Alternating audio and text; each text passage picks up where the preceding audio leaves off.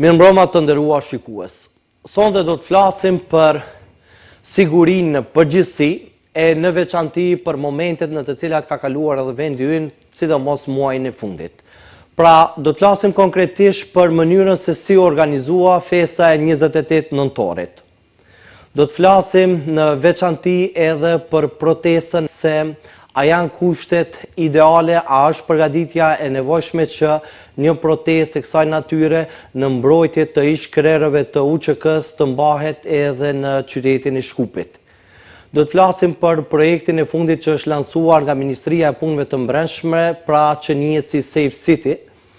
Po në veçanti përpos këtyre temave do të diskutojmë edhe për çështjet apo prioritetet e Ministrisë së Punëve të Brendshme dhe këtë bashkëbisedim ne sonte do ta ndajmë me zëvendës ministrin e Punëve të Brendshme, zotin Astrid Iseni.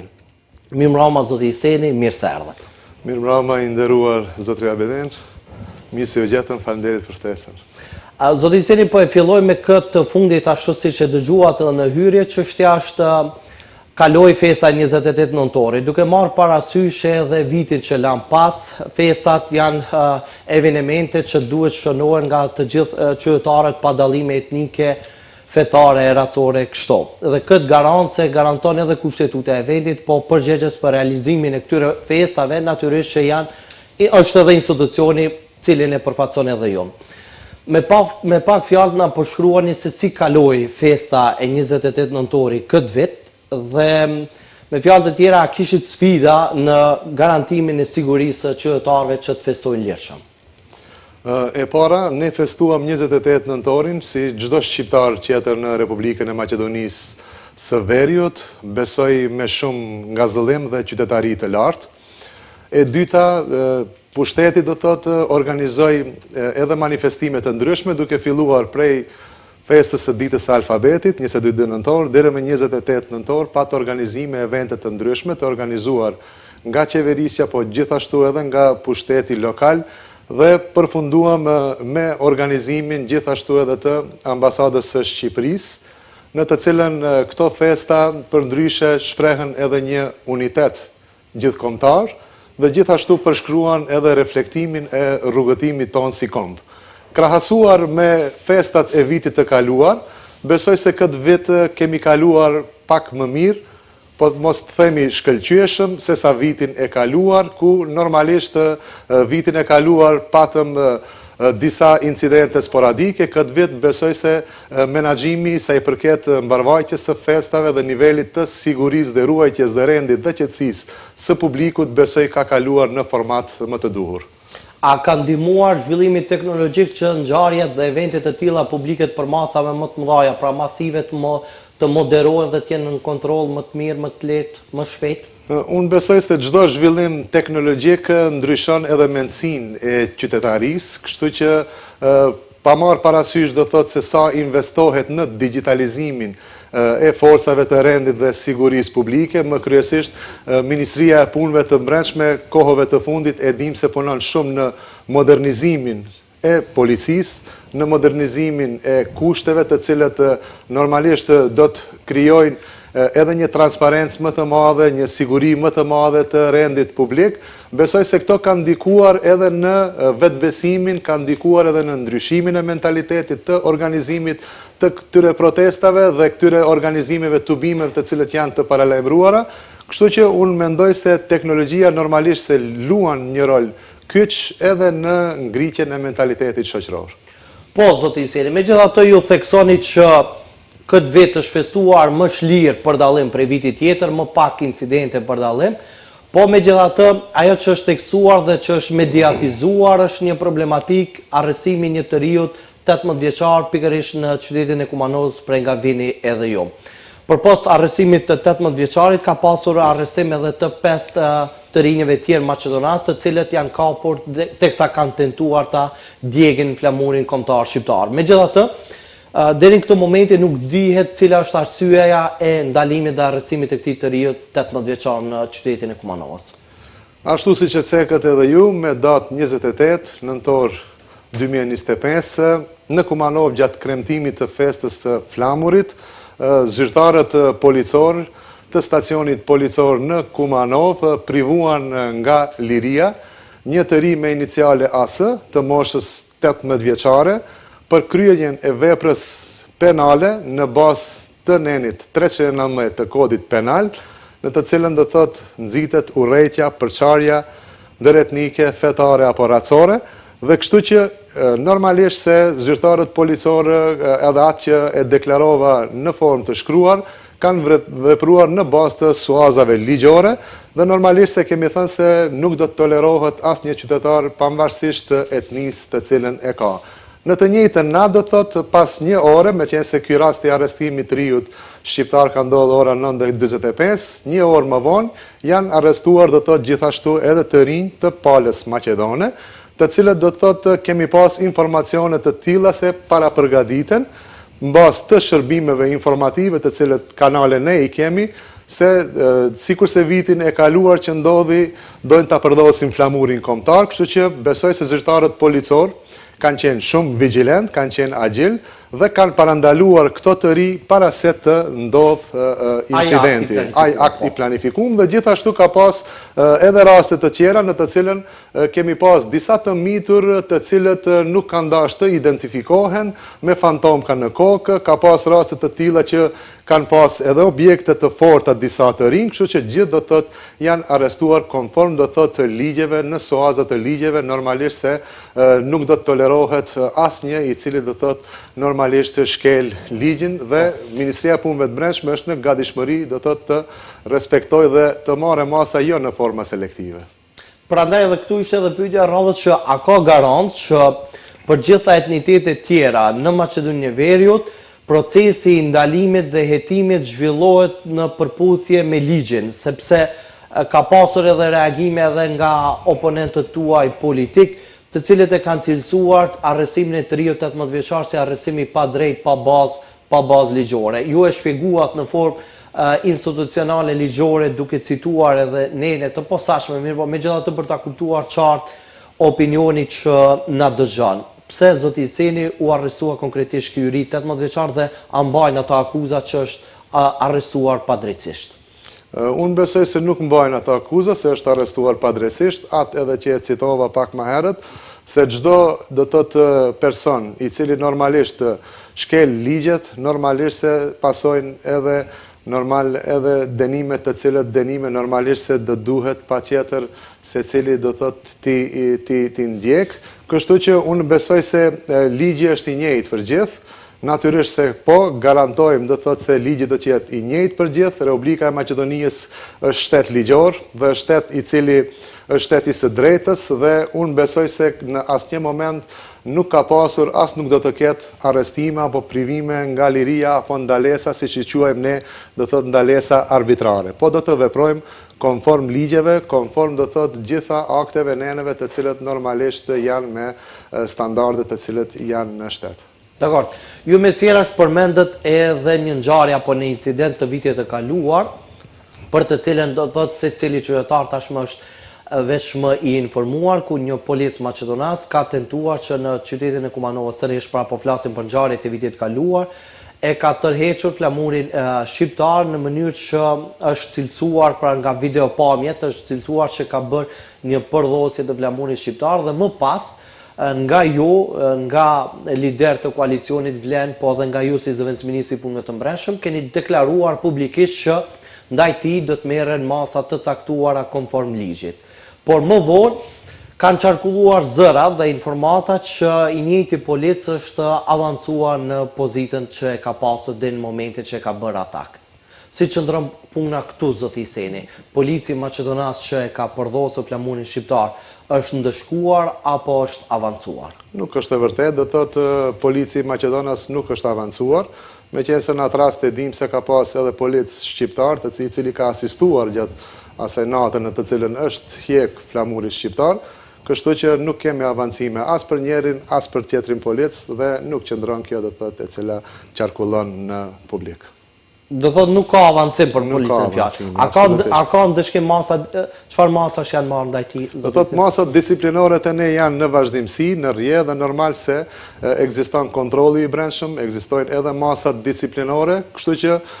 edhe për zyrtar policor të cilët abuzojnë në çfarëdo lloj formati, besoj se kontrolli i brendshëm ngrit procedura disiplinore dhe këto procedura disiplinore ndonjëherë shkojnë edhe deri në suspendime. Kështu që besoj se konform ligjeve, konform standardeve do të ndjekim gjitha procedurat ligjore të cilët i tangojnë. Dakor. Tani zoti Iseni, ajo që është aktuale e rëndësishme dhe i gjithë fokusi i publikut është zhvendosur në protestën e 13 dhjetorit që do të mbahet ditën e shtunë. Ne paraprakisht ju me që vinin nga institucioni Ministrisë së Punëve të Brendshme,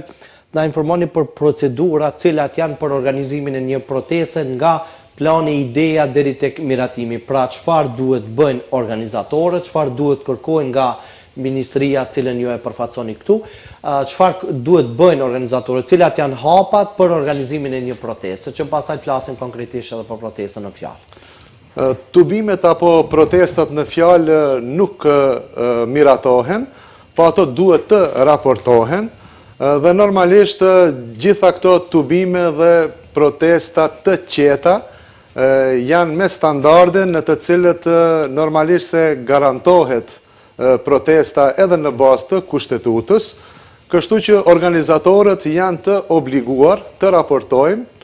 48 orë para ngjarjes në stacionin policor ku bëhet organizimi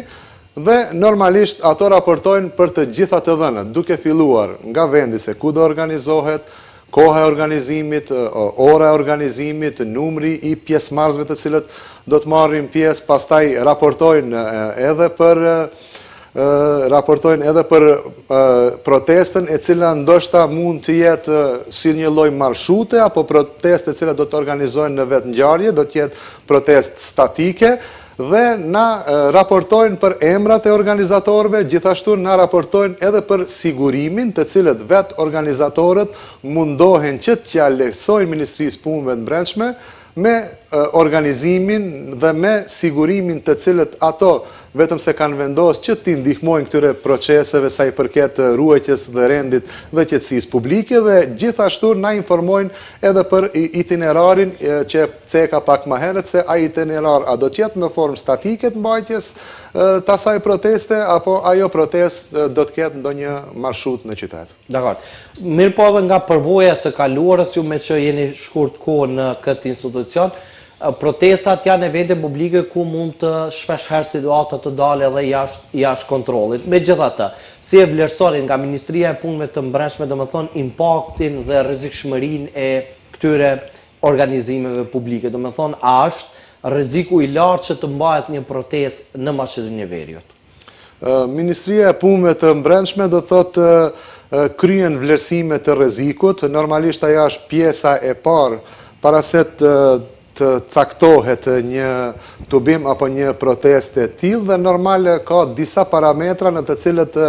ne si institucion shembull bazohemi, duke filluar nga numri dhe profili i pjesëmarrësve, vendodhja do të thotë dhe koha e ngjarjes, pastaj mund të parashikojmë edhe kundër protesta të mundshme të cilët mund të realizohen, incidente të mëparshme në ngjarje të tilla pothuajse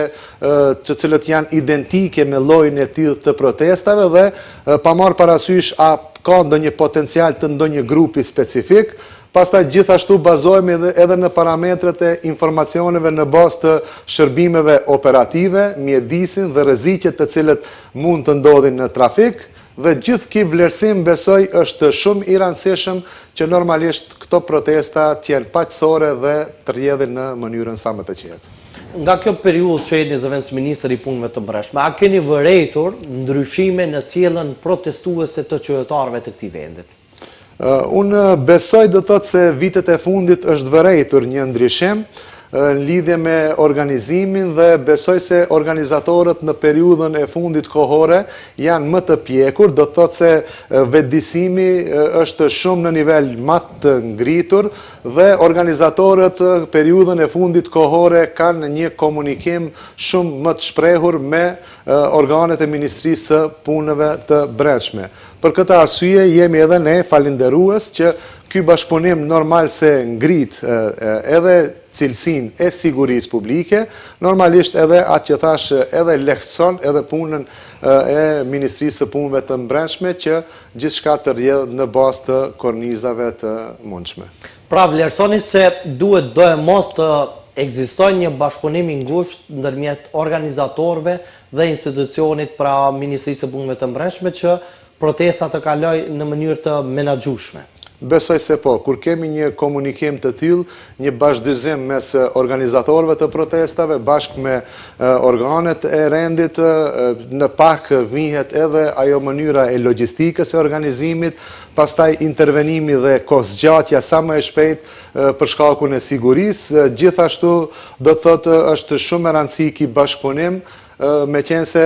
do të thotë ne parandalojmë edhe çastet apo momente që ndoshta ndonjëherë mund edhe të eskalojnë, për atë arsye do të thotë gjitha këto informacione, gjitha këto bashkëpunime besoj se sjellin në një suksesivitet edhe të mbajtjes së protestave në forma paqësore. Dakor, zoti Iseni, ne kur po flasim për protestën dhe për aspektin institucional e administrativ që të organizohet një protestë, ju si zëvendësministër, po edhe ne si media e të gjithë qytetarët janë të informuar që më 13 dhjetor të këtij muaji, pra ditën e shtonë në ora 13 do të mbahet një protestë kundër gjykatës speciale të Hagës në mbrojtje të ish-krerëve të UÇK-s. Për këtë protestë, a janë garantuar masat e nevojshme, a ka mjedis të sigurt dhe garant që kjo protestë të kalojë pa incidente? Po përgatitjet për protestën e paralajmëruar të së shtunës po zhvillohen, besoj, në përputhje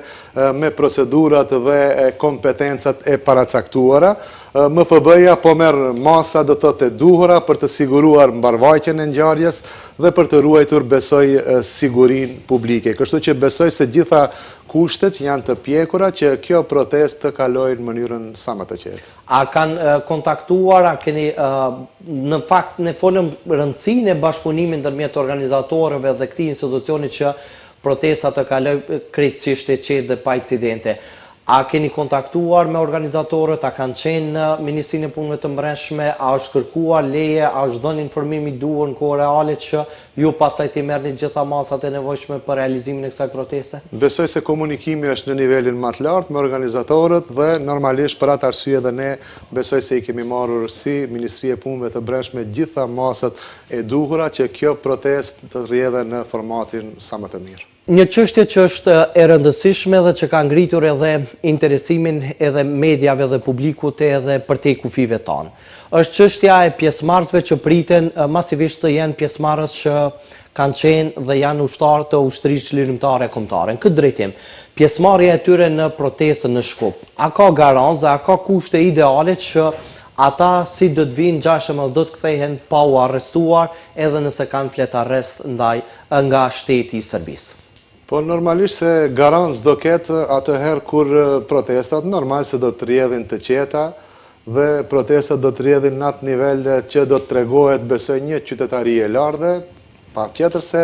Ministria e Punëve të Brendshme nuk do të ketë as reagime, me qenë se ne jemi për të siguruar ato, jemi për të krijuar kushte komode, do thotë jemi që ne ato të mbajnë protestën në atë formën më të mirë të mundur. Po me qenë se ndonjëherë e dim se dhe protestat eskalojnë, normalisht se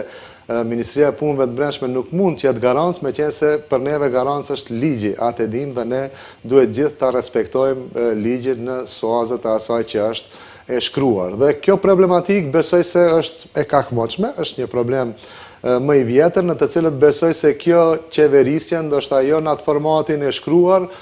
po në formatin verbal ka një vullnet, ka një elan përgjet edhe zgjidhjen e këtyre rasteve, të cilët kërkohen ndoshta edhe prej Interpolit, edhe kanë flet arreste, kështu që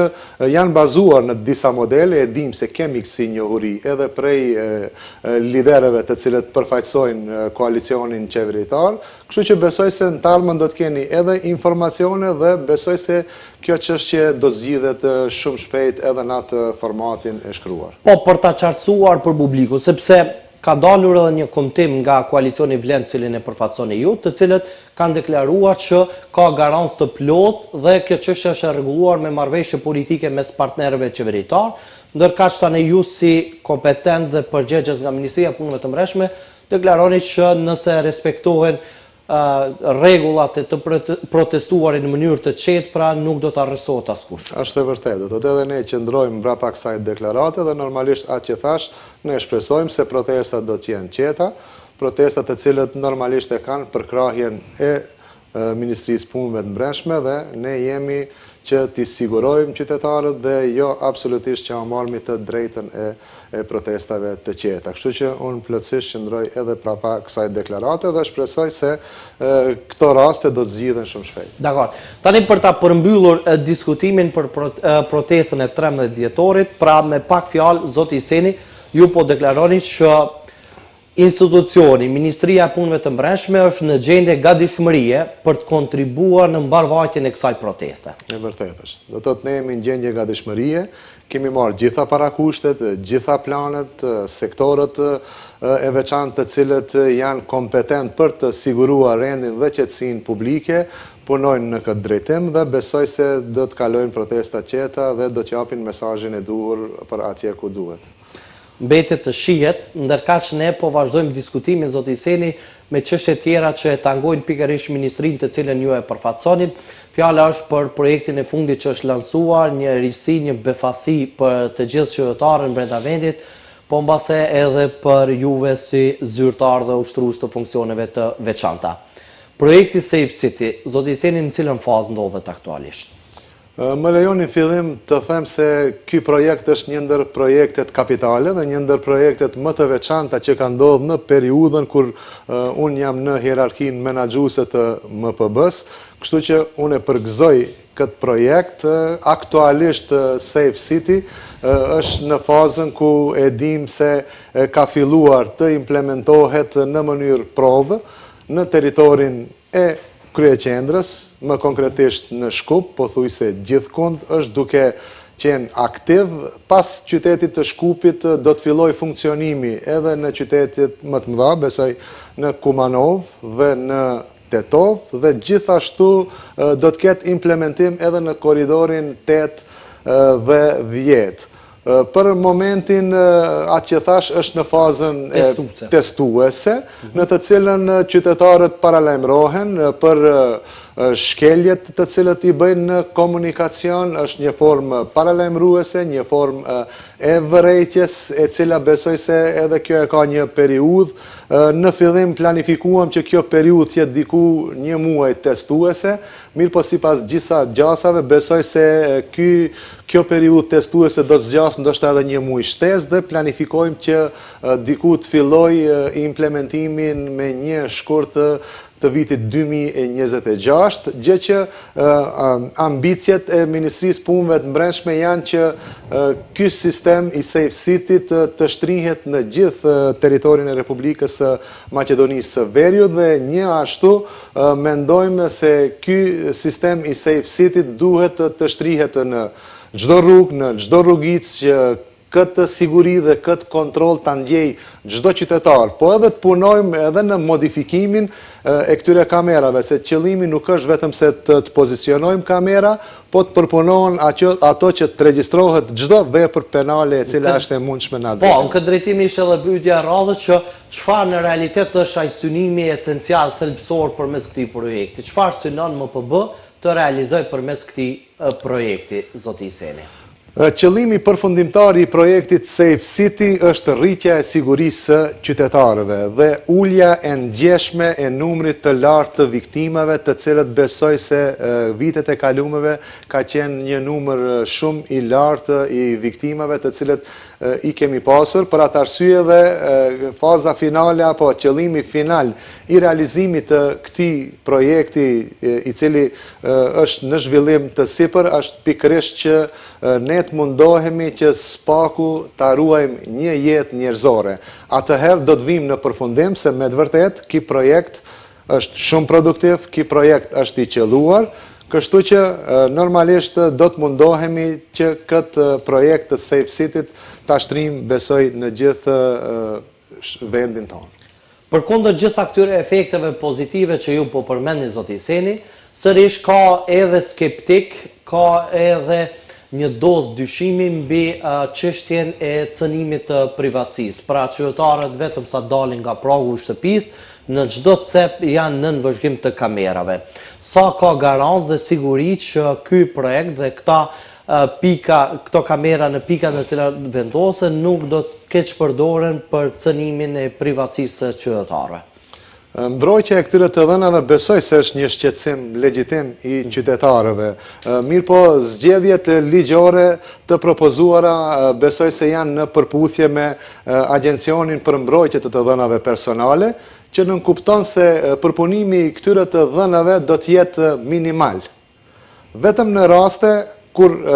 ato përfundojnë në gjykata, atëherë besoj se do të shqellohen në mënyrë të detajizume dhe gjitha ato fotografi dhe materiale do të përpunohen, besoj në formatin e duhur final, vetëm kur ka nevojë që ato të kalojnë në procedura gjyqësore. Po, zoti Seni, ju mes tjera që theksua që jeni vetëm fazën testuese dhe këtu vrehen edhe ato peripeci dhe pengesa në për të cilën kalon implementimi i këtij projekti. Megjithatë, janë dëgjuar një sër ankesash nga qytetarët që kanë pranuar maile në adresa të gabuara. Pra, Ministria e Punëve të Brendshme ka dërguar maile në adresë të gabuar, pra dikush tjetër ka qenë shkelës i rregullave, dikuj tjetër i ka shkuar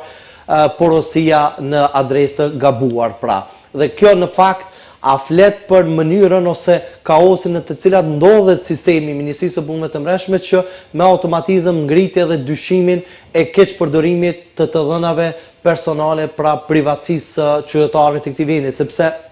qytetari do thotë pa qenë në vetur, i vjen një porosi se është i dënuar sepse ka shkel një rregull në komunikacion. Pra si do të rregullohet kjo çështje dhe a është problemi i çastit apo do të vazhdojë akoma? Unë mendoj se ky kaos i çastit nuk duhet të shqetësojë qytetarët, për atë arsye dhe jemi në fazën testuese, ku thash se ky sistem i Safe City po zhvillohet dhe qytetarët nuk kanë nevojë që të shqetësohen dhe besoj se për një periudhë të shkurtë kohore gjithçka do të rregullohet dhe normalisht nuk do të kenë maile në këtë drejtim të gabuar. Për atë arsye ne apelojmë deri tek të gjithë qytetarët që mos qetësohen në fazën e probës, të jenë të kujdesshëm, normalisht gjithçka bëhet fjalë për sigurinë në komunikacion dhe ky sistem i Safe City besoj se do të rregullohet dhe do të zhvillohet për një periudhë të shkurtë kohore. Kemi raportime të tilla, për atë arsye po them edhe jemi të njohur edhe kemi informacione. A ka diçka planifikim për rregullimin e shenjave të komunikacionit, sepse lëvizja veturave në shpejtësi 30 do të thotë ka shkaktuar në emër të sigurisë të këtij projekti, shkaktuar një tollovi dhe kaos total, sidomos në kryeqytetin e vendit, duke pas parasysh që lëvizjet e makinave janë në një shpejtësi e cila është parapas sipas rregullave, mirë po kjo shpejtësi jashtëzakonisht e ulët ka ndikuar që kolonat edhe ashtu kanë qenë praktike, po domosdoshmërisht janë rritur edhe më shumë me aplikimin e këtij projekti. Keni parapar diçka masa konkrete këtë drejtim, zoti Seni? Do të ketë do të masa konkrete, në bashkëpunim edhe me komunët, normalisht se Ministria e Punëve të Brendshme është e gatshme që këto sinjalistika ti rregulloj, atë që thash bashkarisht edhe me komunët dhe normalisht e dim se kjo fazë e parë e implementimit të këtij projekti të Safe City ka mbjellë edhe një lloj panike dhe janë kolonët evidente, i shohmi këtë ditë, mirë po unë mendoj se me kalimin e kohës gjithçka do të rregullohet, do të normalizohet dhe do të stabilizohet në drejtimin më të mirë. Është herët që japmi prej tash ndoshta gjykime të tilla, po besoj se me kalimin e kohës ne do të ndërmarrim masa të tilla. U shpreh qartë edhe sinqerisht që po i shohim kolonat, sepse ju si zyrtar mbase nuk i përjetoni kolonat e gjata, sepse është parashikuar pra sipas këtij projekti që veturat zyrtare, eskortat e presidentit, e kryeministit kështu me radhë, pra nuk do të ndëshkohen nga ky sistem. Megjithatë tani zoti Seni, çështjen e projektit të Safe City me që pra qytetit të sigurt me që është në fazën testuese, morëm këndvështrimin tuaj nga aspekti institucional, tani do të flasim për aspektin e modernizimit të policisë në Maqedoninë e Veriut dhe në çfarë procesi ndodhet pra çështja e modernizimit dhe avancimit të policisë së Maqedonisë së Veriut. Ministria e Punëve të Brendshme në kontinuitet punon për modernizimin e policisë dhe një ashtu kujdeset edhe për integritetin dhe dignitetin e gjithë zyrtarëve policor. Kështu që kemi filluar prej fillimit me projekte të shumta, ja vlen ceken edhe disa projekte të tjera, ku ne filluam edhe me implementimin në për pikat kufitare të pikëndalesave, do të thotë me implementimin e projektit One Stop, në të cilën e filluam me Bllacën, kaluam pastaj në pikën kufitare Tabanoc, tash jemi në fazën përfundimtare të arritjes së implementimit edhe në Qafthan dhe Bllatë. Modernizimi normalisht se e ngrit edhe vetbesimin edhe tek zyrtarët policor, po një ashtu ajo reflekton edhe në opinion tek qytetarët. Dhe normalisht se ka projekte të shumta sa i përket modernizimit të policisë, duke filluar nga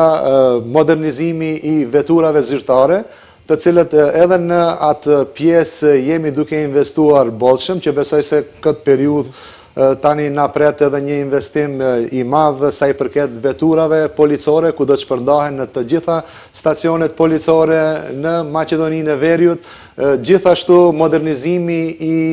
uniformave, pastaj do të ketë edhe prokurim të uniformave, gjithashtu do të ketë edhe prokurim të automjeteve, të motocikletave, gjithashtu jemi duke punuar edhe në digitalizimin e të proceseve administrative, ku vlen të theksohet se brenda kësaj periudhe i kemi ndihmu edhe vendeve rurale, në të cilët e dim se në periudhën e kaluar nuk kemi pas kësi njësi për marrjen e dokumentave personale, kështu që kemi bë hapje të 8 njësive tjera, sidomos atje ceka në zonët rurale, për të digitalizuar besoj shërbimet administrative. Një ashtu, ne kujdesemi që zyrtarët policor me implementimin e secilit projekt që ato edhe të trajnohen formatin e duhur, me qenë se çdo projekt, edhe i Safe City, po edhe projekte tjera, normal se kërkojnë që zyrtarët policor të trajnohen, atë që thash qemi më transparent, normal qemi më efikas, qemi më profesional dhe gjithë ki profesionalizëm normal se do të ndikoj edhe në besueshmërinë më të madhe të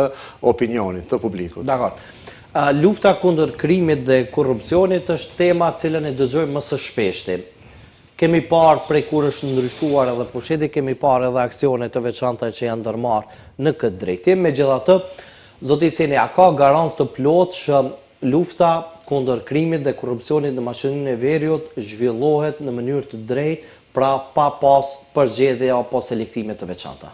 Unë besoj se edhe në këtë drejtim flasin rezultatet, atë që edhe vetë e potencuat, se qëllimi primar i Ministrisë së Punëve të Brendshme normalisht se është lufta kundër korrupsionit. Për atë arsye edhe ne kemi bë planifikim,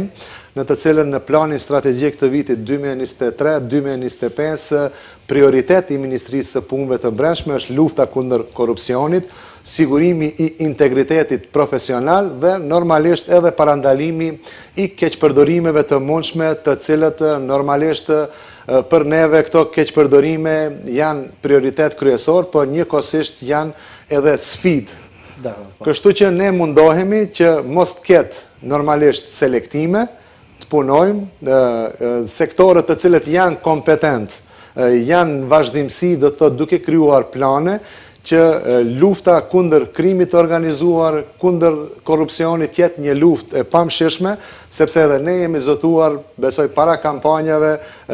politike që normalisht synimi kyç apo synimi parsor do të jetë ajo, meqense e dim edhe prej zyrtarëve të organizatave të ndryshme ndërkombëtare, e dim se korrupsioni si është paraqitur normal si një, do thotë, një plagë e vendit, e cila normalisht neve na ka parandalu që ne t'jemi në atë shtëpinë e madhe të Unionit Evropian dhe t'i ndjekmi ato procese si kurse i ndjek rajoni. Për atë arsye unë besoj se edhe një prej kushteve të parsore sa i përket integrimeve europiane, besoj se është lufta ndaj korrupsionit dhe krimit të organizuar, kështu që besoj se si ministri kemi vullnet, ka elan, kemi gatishmëri, do thotë, mos them ta çrënjosmi krimin e organizuar dhe korrupsionin, po ta luftojmë në masat sa më të larta. Dakor. Çështja e fenomenit negativ në shoqëri që është shpeshtuar jashtëzakonisht shumë periudhën e fundit është përdorimi i substancave narkotike, sidomos në shkolla, që është edhe më tragjike. Çfarë masash janë ndërmarrë dhe a në fakt këtë problematikë kaq shqetësuese a trajtohet nga Ministria e Punëve të Brendshme, zoti Seni? Ju vetë jeni profesor, jeni pedagog dhe dini rëndësinë dhe peshën që e kanë edukimi gjeneratave të reja në këtë drejtim nëse u lejohet ajo hapësire mjaftueshme që të bëhen pra shkollat, ambiente shkollore të krijohen në hapësira ku bëhet trafikimi i substancave narkotike, dihet se çfarë e pret të ardhmën e vendit tonë. Prandaj në këtë drejtim ju tani si zëvendës ministri i Punëve të Brendshme, sa jeni të orientuar në këtë drejtim që ta luftoni këtë fenomen? Orientimi besoj është maksimal, me të vërtet është një temë e cila lip diskutime edhe më të veçanta, lip normal mendime edhe të opinionit më të gjerë publik dhe normalisht është një temë e dhimbshme, meqense bëhet fjalë për fëmijët e tanë, normalisht ne do të mundohemi dhe Ministria e Punëve të Brendshme ka, do thotë, një prej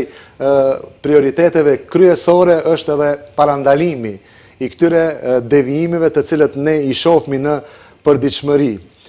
Dhe normalisht këto aktivitete të rregullta parandaluese, unë besoj se kemi sektore të veçanta, të cilët janë sektore preventive, në të cilët Ministria e Punëve të Brendshme trajnon zyrtar policor adekuat për të marrë me këto fenomene e sidomos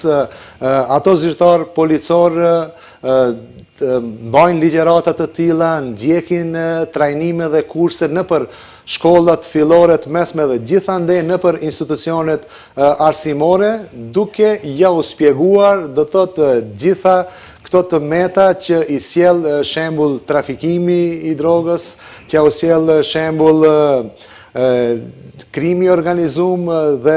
këto ligjërata besoj se janë më tepër edukative që